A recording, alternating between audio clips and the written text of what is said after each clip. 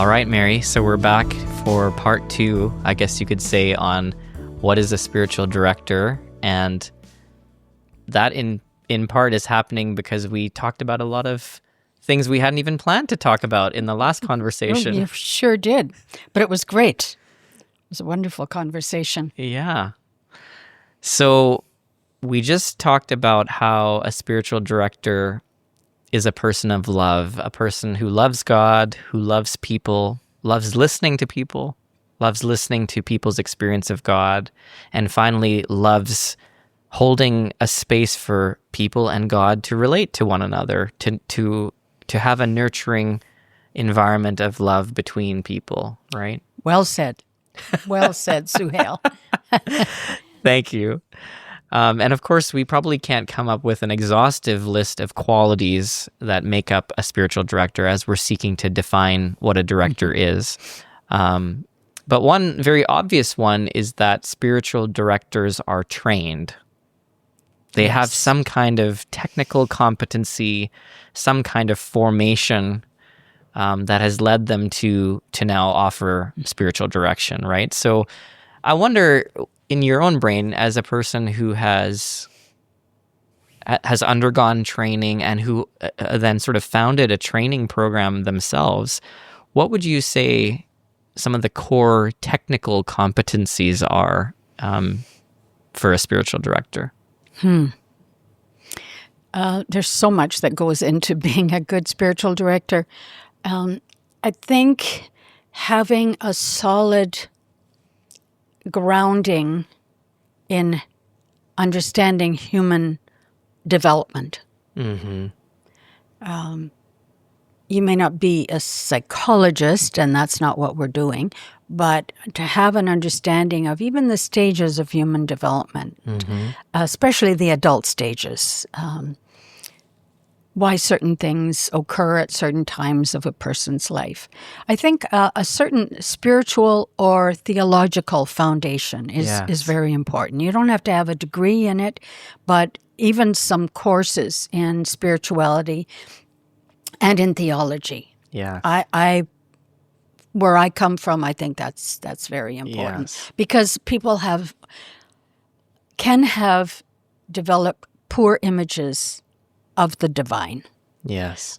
Punishing, threatening, scary, and we don't want to cultivate that. So somebody who has a true solid foundation in that. Also, of course, the ability to listen well, and that can be trained into a person. True.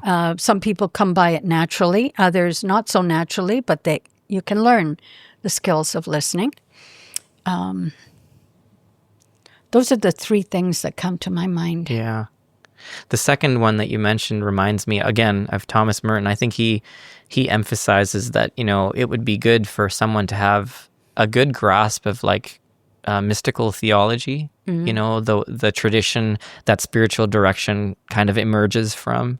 And I think Nemec and Coombs talk about that as well, even understanding or having a lay of the land of the typical journey of a soul, the typical movements that people experience in prayer. St. John of the Cross is really great at describing, the dryness and boredom that some people may feel as they journey in prayer and what's happening, and how important a good director is to know what to do and what to recommend in those moments. And of course, you can't know what to do or recommend if you haven't studied or learned about those movements of prayer, the journey of the soul, right? I guess I was including that in spirituality. Yes. It's not enough just to have the theology, but the spirituality. Yes. And also, what is prayer? What are the kinds of ways that people can pray? Yes. Sometimes, you might just have the prayers that you grew up with, the things that you pray by rote. I gave my nephew a prayer, a morning prayer and evening prayer, and he accepted it graciously. And then a couple of weeks later, he said, "Auntie, I don't need these. I don't want to pray somebody else's words." Yeah. Okay. Yeah. So, kudos. He's got his own way of talking to God. So we have to expand that for people, at least have that as part of our toolkit. That's right. You had mentioned having a director who was quite proficient in the Enneagram. Yes. And so that is a good, like some sort of personality or human development framework, such as the Enneagram, can be very helpful to have in the back of your mind as a director to understand, why is this person talking about this thing every single time? Why does this seem like we're going around the mulberry bush about this topic over and over and over again? Or why do these questions that I ask not seem to do anything for this person? Right? Yes.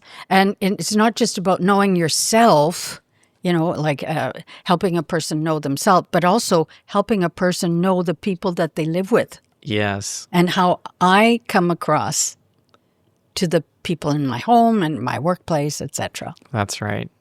In our training program, in the Sustainable Faith training program that I teach in, one of the things that I find students often really, really appreciate is it's a book called The Stages of Faith, which talks about the typical journey of a person through various stages of faith. Fowler's. Yeah.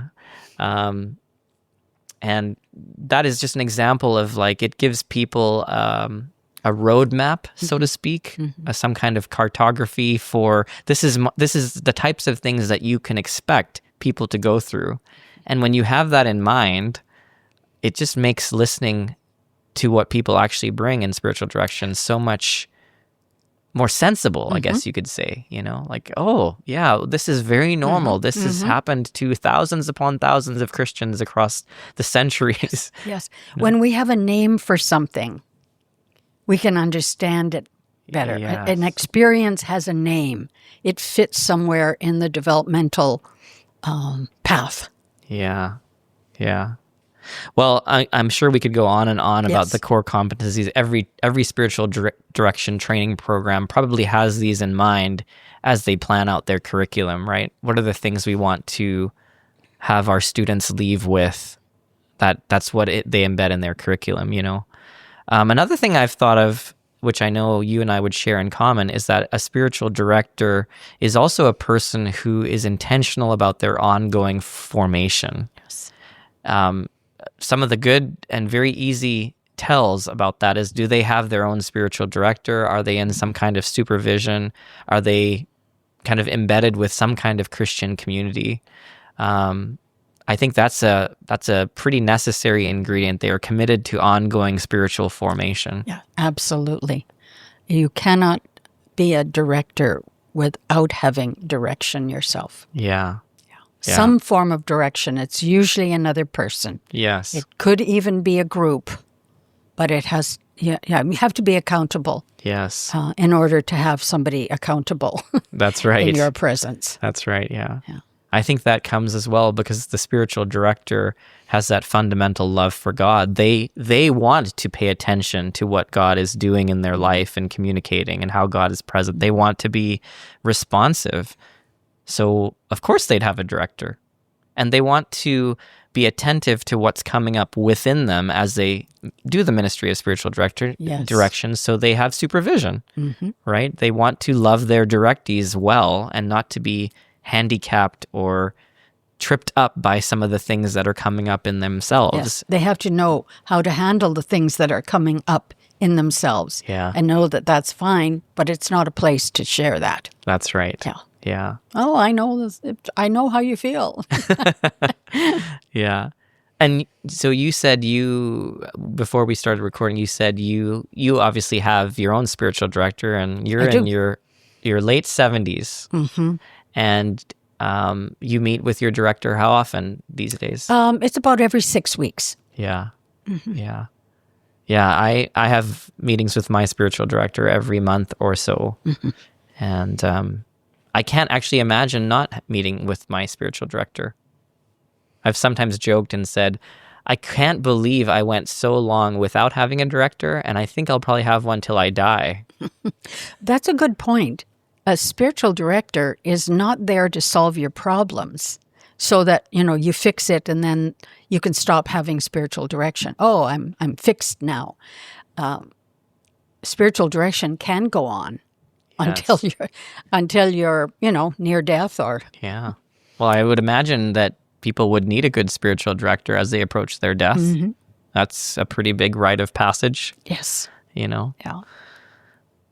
Good. So they're trained, they have ongoing formation, they are sought. We talked about this in a previous conversation, but I think this gets at this quality of them having a charism or some sort of grace or gifting for this work. And it's funny to say this. In some ways, maybe it's ironic and bad press to say this because I train spiritual directors, but not every person who is trained has a charism for spiritual direction. Mm-hmm. And I think often you can tell if a person has the charism because people begin seeking them out. Yes.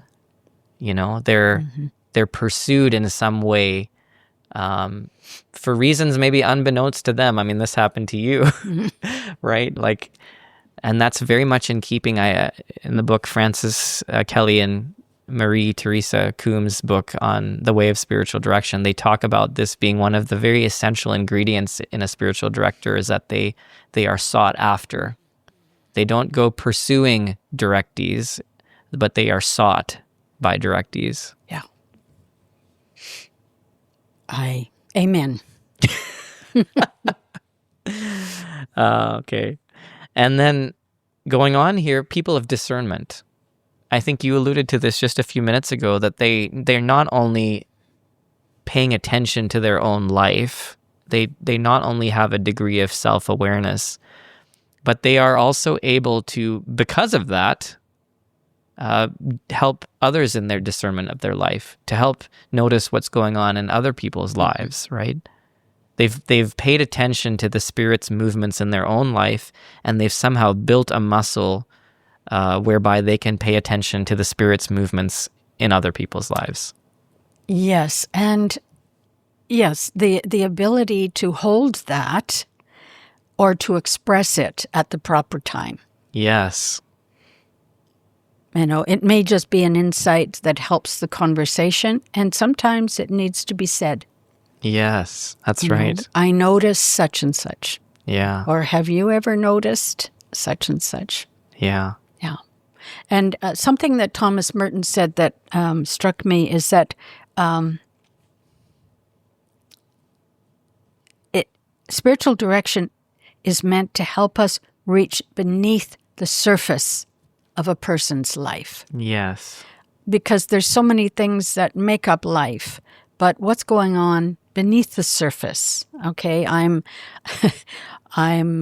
impatient with somebody who has a hearing problem, theoretically. All theoretic.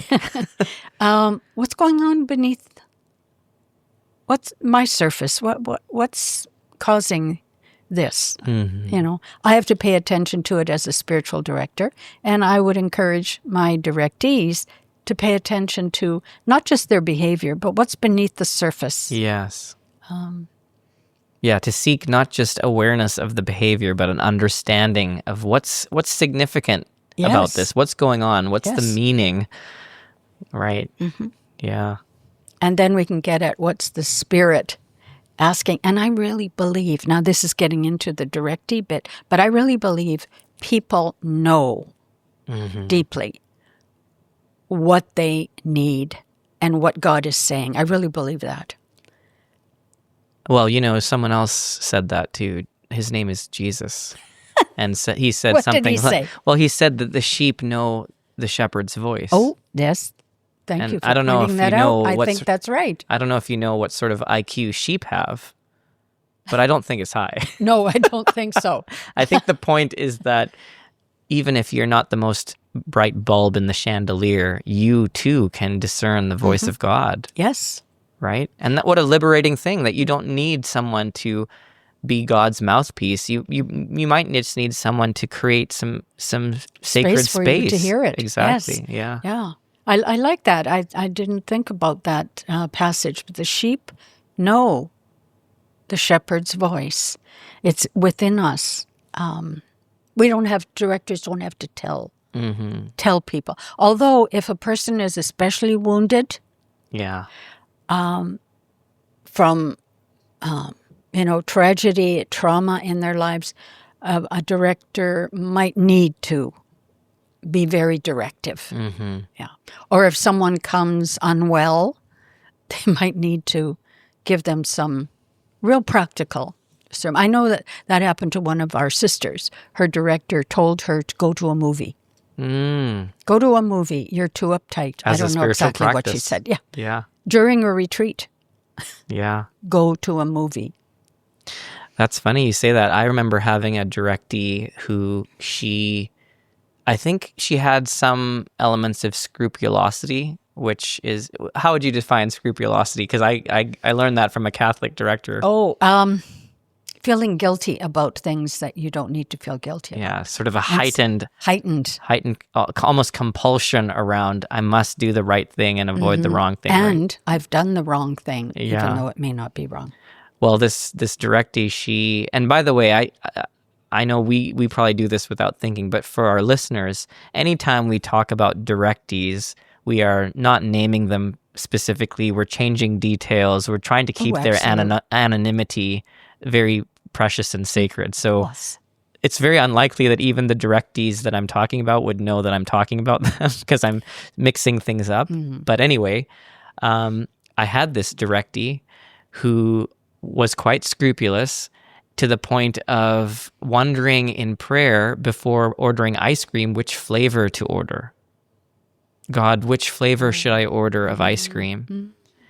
And so to your point about being directive, I said to this person, the next time you go to the ice cream shop, I do not want you to pray and ask God what you should order. I want you, as a practice, a spiritual practice, to decide what you want and order it and enjoy it. That's what God wants. God wants you to enjoy it. Well, I didn't say that part, but that was the gist of it, right? Exactly. Oh, good. Good example. But also a great example of how, spiritual direction concerns what we order for ice cream. And I don't say that in a tongue-in-cheek way, because for that directee, ordering ice cream was a very spiritually charged experience. It revealed their image of God. It was very, very relevant in the context of spiritual direction, and it had nothing to do with their devotional life or their church attendance, right?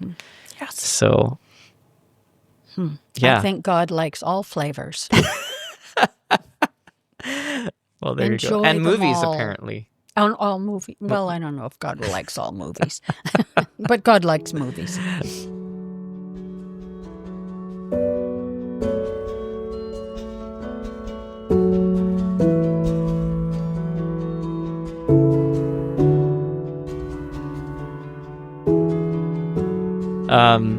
This is fun. So, again, I revisit my own definition of a spiritual director that I typed up many, many years ago, and it's still on my website. I don't know that I would agree with everything I have said in this definition, but I wanted to read it to you because there's some things that I agree with. But what I wrote was, a spiritual director provides a non-anxious, unhurried, and confidential space for a directee to share about their experience of God.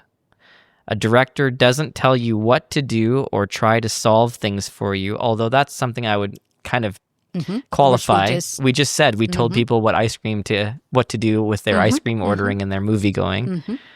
But anyway, back to my definition. Rather, the director's main role is offering compassionate listening without agenda or judgment, asking gentle yet precise questions that help a directee pay attention to and respond more fully to God.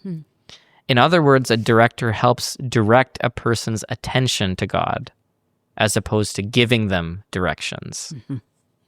So again, like I said, there's some parts of it that I like. I like the non-anxious, unhurried, confidential space where they're sharing about their experience of God. I would probably broaden the I don't tell you what to do to sometimes we do offer some directions. Yes. But they're of the kind that is in the flow of and in support of what it seems God is already doing. It's not a word from on high, an edict from on high. It's it's in cooperation with their spiritual direction, right? Yes. The part about judgment, I understand. I just would like to say spiritual directors do make judgments, but they aren't judgmental Very toward good. the directee. Very good. We have to make judgments. That's discernment. Yes. Yeah. But we aren't judgmental. Yes. What say a little bit more about the distinction between discernment and judgmentalism. Well, discernment is looking for where the Spirit is leading. Is this a good spirit? Yes. Or not a good spirit, an evil spirit, a bad spirit, a unhelpful spirit, or whatever you want to call it. Yeah. And we have to make that judgment so that we can direct a person away from what is not a good spirit. Yes. But being judgmental means not respecting the person where they're at, not understanding their thinking or their feeling, saying basically, you're wrong, that's not good, that's old-fashioned, that's passé, any kind of negative label to the person's feeling, behavior, expression. Yes, that's a great distinction. So spiritual directors are in the practice of discernment, but we are not in the practice of being judgy or judgmental. Yeah. That's really good because, of course, we are not sitting there taking everything as if it's all great. Yes. Yeah. Yeah. And I think that's why people come, because they know that something's off track or something's could be enhanced or tweaked. Yeah. Yeah.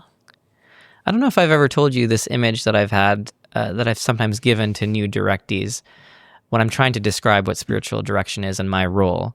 So I'll often say, imagine that we're in your car and I'm in the passenger seat. You're driving the car. We're driving down this road. And I say to you, as I point out the window, look at the color of the leaves on that tree. And then I broaden it out to say, my role here is not to tell you to stop the car, get out of the car, grab the leaf, bring the leaf back, tell me what you think of the leaf. My role is pointing things out here, and you have the responsibility or the agency to decide what you do with that. Because the responsibility for the directee's spiritual life is always on the directee. It's not on the director. They are always responsible for their, response or lack thereof to what we are uncovering and understanding in spiritual direction. Now, I think there's parts of that image that I'd like, but I also think there are some anemic parts of that because... Anemic? Yeah. Oh, okay. Because I think there are times, like you said, with certain directees where you've built up rapport, where you've built up trust, where it's not just a matter of observation or questions, but sometimes there's confrontation. And I don't mean heavy-handed, angry confrontation. I just mean, do you realize that whenever you talk about God, you speak of God in disparaging terms? That could be an example of confrontation, where we're not just driving leisurely through the neighborhood, right? So I think I've grown in my ability to broaden out that image. Yes, that's a very good point. Very good point. Confrontation can only happen after there's a trust relationship. Yes. But it must happen in certain situations. Yeah. To help the person move toward greater life. Yeah. Yeah. You used a word earlier that piqued my attention, and I wanted to ask you about this. Is I think a lot of people wonder how directive is a spiritual director.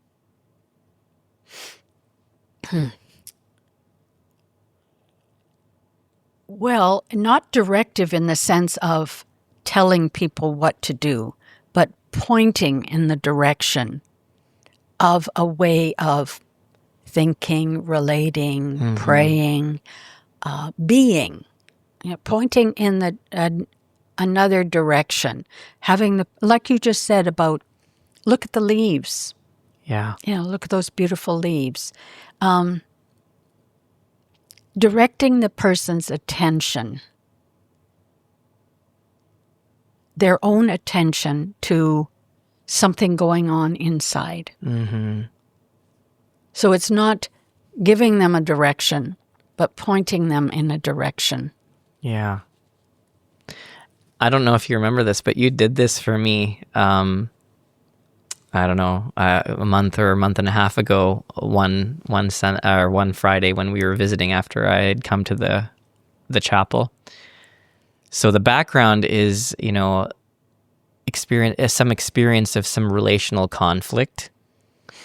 And, you and I have shared so many different things over the years. So it's not unprecedented that I would be talking with you about something very personal like this. And you asked for permission, which was, you've never done this, but you said, can I kind of be like a spiritual director right now? Or can I give you some spiritual direction? I can't remember how you phrased it. Do you remember that? I can't. I remember the incident, but I can't remember the words that I used. But it was about spiritual direction. Yeah. Asking you if I could. Say again what you actually told me. Do you remember?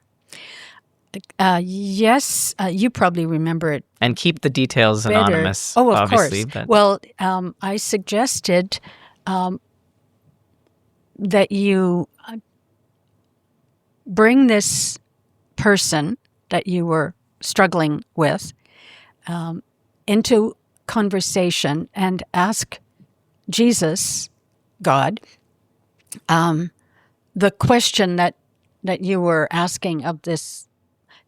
Help me, because I'm not remembering. You will remember it. Well, better. I do remember it. Yes. So yeah, you said basically to imagine yourself in the presence of Jesus with this person next to you. Mm-hmm. Yes. Like, what would you say to Jesus, knowing that the person is right next to you? Right. And see how this unfolds. And well, first of all, Mary, I want to say nobody has ever given me that sort of imaginative context in prayer, So thank you for that, first of all. Mm. And second of all, what an amazing and powerful way to pray about relational conflict that I had never experienced before. It was so good, in fact, that I sort of stole the idea, adapted it, and I gave it to some students, a post-school group that I run, as one of our centering practices, That's interesting, because I always did that with people in direction. That's where the third chair comes in. Yes, well, that's why I asked you for years if would you consider being my spiritual director, but you put me off. Only because I was retiring in a couple of months. Well, I think it was a blessing that you and I didn't have that relationship, because we've had another kind of relationship. We wouldn't maybe be able to do a podcast if you were my director. No, I would be directing you. Yeah, that's right. But my point in bringing up that moment is that was kind of directive. You said, why don't you imagine yourself in the presence of Jesus and bring that person alongside you, or have that person somewhere in the same space? Like, what would you then say to Jesus? I mean, it was like that kind of worship leader thing we were talking about, or the friends of the paralytic, where you created a space for me to have some interaction with God about something real that I was going through. Mm-hmm. And it wasn't that you told me what to say to Jesus or told me what Jesus would say to me, but you definitely directed the space. Yes, it created the space, it directed the space, and created the space for it to happen between you and Jesus and that other person sitting there. Yeah. I remember to do that. I remember what I said too, because I sort of went to this different place as I imagined this unfolding. We were sitting in the other room there visiting, and so I was in prayer, really, as I was imagining this scenario. And I remember what I said to Jesus. It was something like, well, what do we do here? And that was telling, because up to that point, I don't think I had used the word we. It had only been, I'm upset about this, and it was all me, me, me, me, me. But as I imagined myself in the presence of Jesus, it was a we question. And I think I said some other things like, I'm not happy that I have to keep going through this and whatever. And then you said, so, and what does Jesus say back to you? Again, which is not directive in the sense of you took on the voice of God and said, well, Jesus would say, but you directed me to pay attention, to listen. Yeah. Believing that he is saying something to you in the depths of your being, but you put it as if he was sitting in that chair. Yeah. Again, thank you for that moment. That was powerful. I've revisited it a few times. I've given it to students as well. Good. And that's an example of how I think my initial definitions of spiritual direction and my initial image of driving in the car is too weak, too anemic, because it doesn't have that element of whatever you did. Yeah, dynamic. Yes. What's the word I'm looking for? Imminent. Yeah. In the moment, right here. Yeah. And, not everybody likes to do that.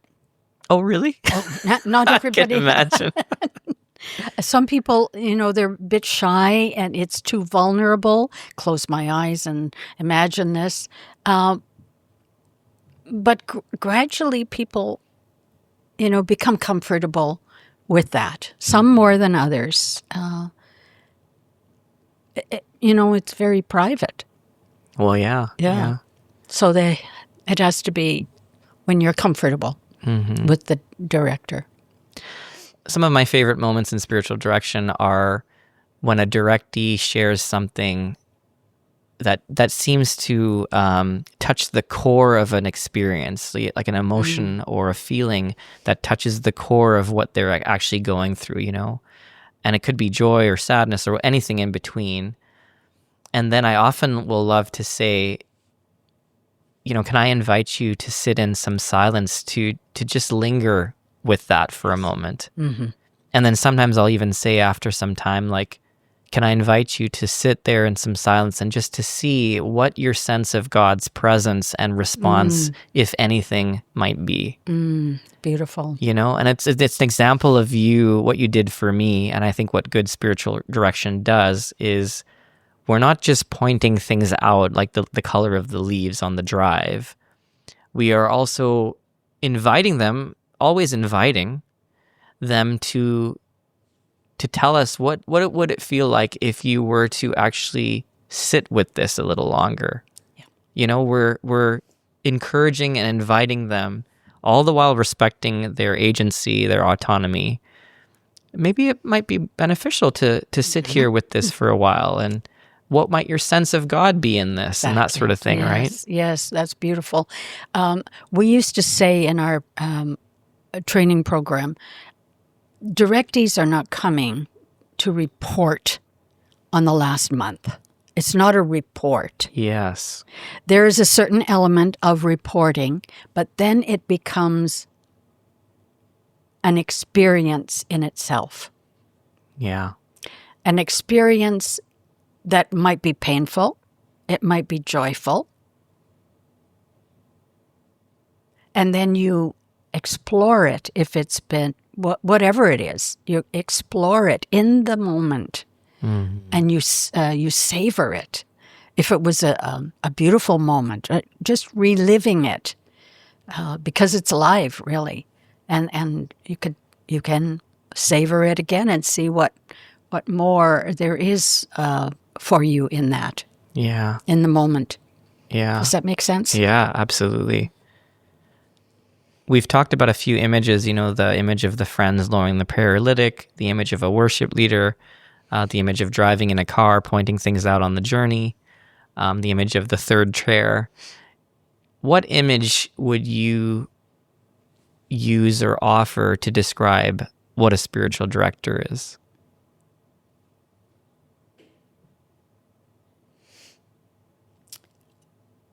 Probably the road to Emmaus. where Jesus is walking along with the two people and saying, "What have you been talking about?" And let them share. He let them share what was going on. And then he went deeper and helped them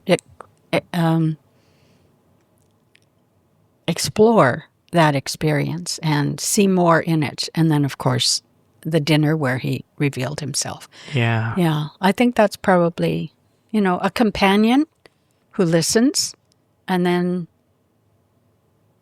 shares more. Yeah. That might be one of my favorite moments in the New Testament.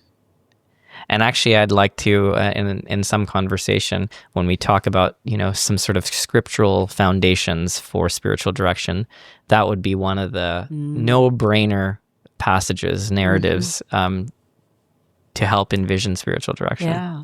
What do you call your spiritual direction program? The one that I trained in and that I teach, it's just called the School of Spiritual Direction. Oh. Yeah, very original title. Yeah, well, you could add to it, Emmaus. That's right. Well, maybe that'll be the one you and I create. Oh, let me retire.